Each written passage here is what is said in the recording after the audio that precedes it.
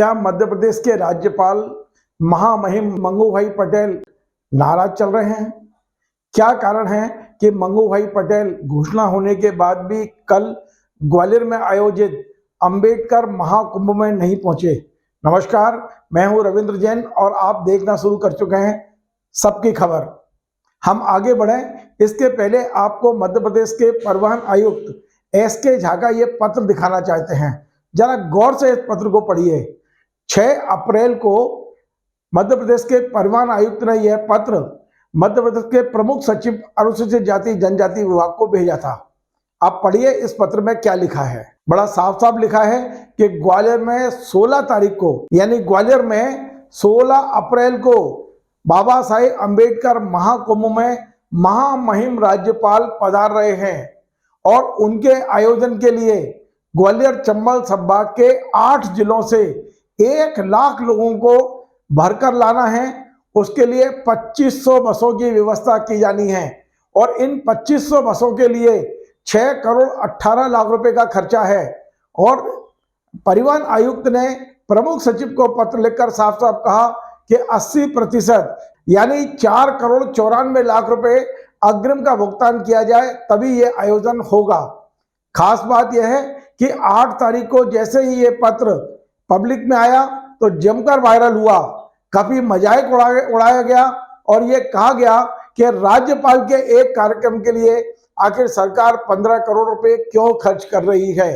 15 करोड़ हम इसलिए बोल रहे हैं कि केवल लोगों को आने जाने के लिए उनकी बस व्यवस्था पर 6 करोड़ 18 लाख रुपए खर्च हो रहे थे, तो उनके भोजन के लिए, उन्हें उपहार देने के लिए, उनके लिए टेंट तंबू की व्यवस्था के लिए, उनके खाने पीने की व्यवस्था के लिए, वहां आयोजित कार्यक्रम के अन्य खर्चे जैसे माइक, टेंट, तंबू, फोटोग्राफी, विज्ञापन, प्रचार प्रसार, इन तमाम सारे यदि खर्चों को जोड़ा जाए तो एक आयोजन करीब 15 करोड़ का बैठ रहा था लगभग। महामहिम राज्यपाल के बारे में जब यह खबर पूरे सोशल मीडिया पर तेजी से वायरल हुई कि क्या कारण है कि मध्य प्रदेश के महामहिम राज्यपाल ऐसा क्या संदेश देने वाले हैं ग्वालियर में दलितों के बीच, अंबेडकर महाकुंभ के बीच, कि उनके एक आयोजन पर सरकारी खजाने से 15 करोड़ रुपए खर्च किए जा रहे हैं। मैं यहाँ बता दूं कि मध्य प्रदेश में ये परंपरा नहीं रही है कि कोई भी इवेंट, कोई भी कार्यक्रम हो उसका इस तरह से पत्र वायरल हो।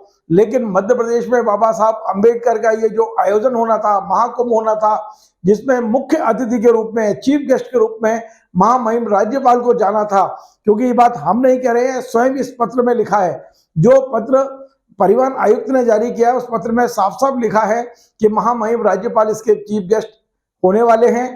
लेकिन जैसे ही पत्र वायरल हुआ, महामहिम ने अपनी यात्रा कैंसिल कर दी।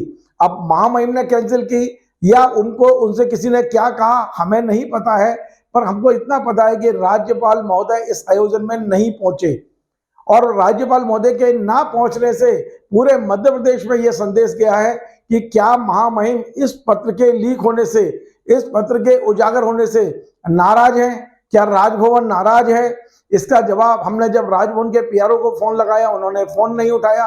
राजभवन का कोई भी अधिकारी ये आधिकारिक तौर पर बोलने को तैयार नहीं है कि राज्यपाल को वहां जाना था या नहीं जाना था। जाना था तो प्रोग्राम क्यों कैंसिल किया गया, किस कारण से कैंसिल किया गया। लेकिन इतना तय है कि ये जो आयोजन था, इस आयोजन में मुख्य अतिथि स्वयं महामहिम राज्यपाल थे। लेकिन जब 16 तारीख को यह कार्यक्रम हुआ और 16 तारीख के सुबह के समाचार पत्रों में बड़े बड़े पहले पेज पर जो विज्ञापन आए, पहले पेज पे या अंदर के पेज पे जो फुल पेज के विज्ञापन आए, उसमें महामहिम का कहीं फोटो नहीं था, महामहिम राज्यपाल का कहीं नाम नहीं था। सिर्फ नरेंद्र मोदी जी और शिवराज जी का फोटो था, बाबा साहब अंबेडकर साहब का फोटो था और उसमें गेस्ट के रूप में महामहिम नहीं थे, गेस्ट के रूप में शिवराज सिंह चौहान थे, गेस्ट के रूप में केंद्रीय मंत्री नरेंद्र सिंह तोमर थे और गेस्ट के रूप में केंद्रीय मंत्री ज्योतिरादित्य सिंधिया थे।